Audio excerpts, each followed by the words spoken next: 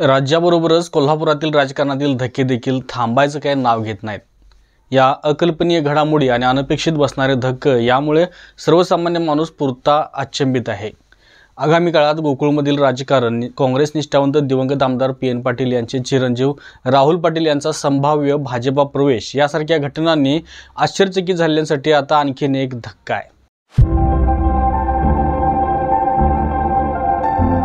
राधानगरी भुदरगड आजरा विधानसभा मतदारसंघाचे माजी आमदार KP पाटील हे आपल्या हातातील शिवबंधन सोडून पुन्हा एकदा घड्याळ बांधणार आहेत आणि ही बातमी अगदी खरी आहे। सत्तेकडे आपोआप आकर्षिल्या जाणाऱ्या या वातावरणात KP पाटील हे देखील सहभागी होणार आहेत। राजकारणात प्रस्थापित असणाऱ्यांना सत्तेशिवाय राहता येत नाही हे आता पुन्हा एकदा सिद्ध झाले। अर्थात यामागे कारणंही तशी आहेतच।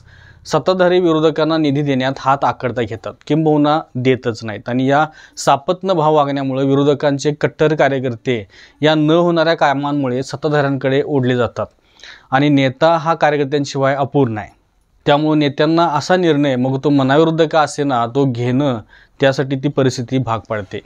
त्यातच सध्याच्या बदलत्या राजकारणाची व्याख्या स्पष्ट करणं जाता अवघड नव्हे तर अशक्य बनलेलं आहे। निष्ठा, कट्टरता, विचारांचा वारसा हा आता कुठेतरी अडगळीत पडताना दिसतोय आणि यामुळेच त्या विकासासाठी लागणारा निधी आणि तो निधी मिळवण्यासाठी करावा लागणारा विरोधी गटातील पक्षप्रवेश या सर्व सध्याच्या घडीला अपरिहार्य घडामोडी आहेत।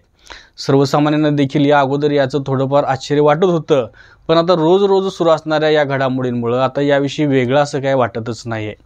आता KP पाटलांच्या होणाऱ्या राष्ट्रवादी पक्षप्रवेशाबद्दल बोलायचं झालं तर या झालेल्या विधानसभेच्या तिकीट वाटपाच्या वेळी महाविकास आघाडीतील नियमांना अनुसरून शिवबंधन बांधणं ही त्यावेळची गरज होती, म्हणून हा निर्णय त्यावेळी घेतला असेल।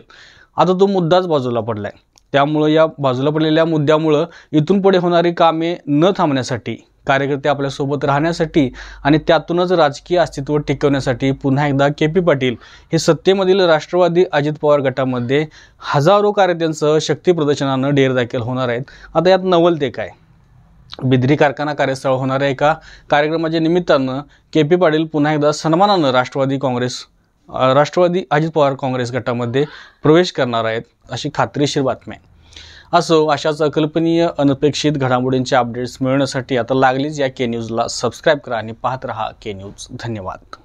अशाच नवीन अपडेट्स आणि आपल्या भागातील बातम्यांसाठी या चॅनलला लाईक करा, शेअर करा आणि सबस्क्राईब करा।